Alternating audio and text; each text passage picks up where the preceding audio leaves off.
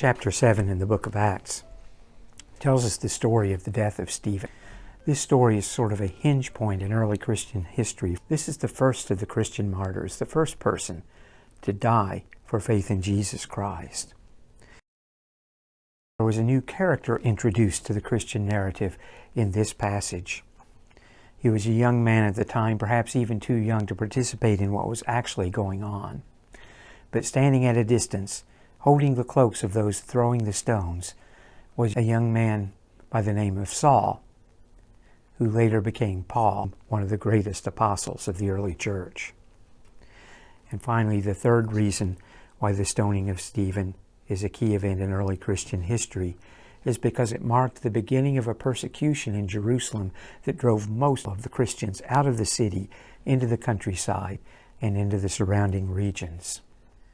As terrible as it might seem to us that families were uprooted and sent out of their hometowns and into the countryside, the book of Acts does not lament this event for one moment.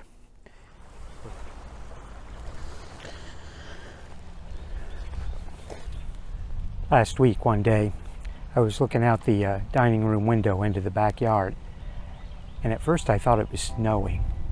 And then I realized that the source of what I thought were snowflakes was this tree I'm sitting under right now. It's a maple tree. I learned to identify maple tree when I was very young because of the distinctive star-shaped leaves and because of these, which is what I was seeing that day, hundreds of them falling out of the tree.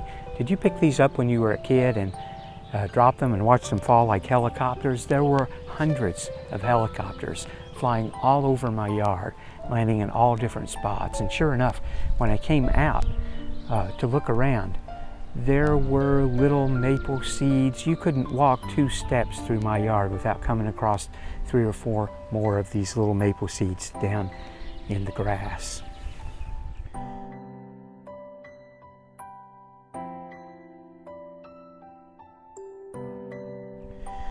So far from seeing this scattering of the early church in the book of Acts as a catastrophe, the biblical narrative picks it up as sowing, a scattering of seed out into the countryside. And all of the stories in the next few chapters are stories of little shoots that pop up from that seed in the places where it is planted.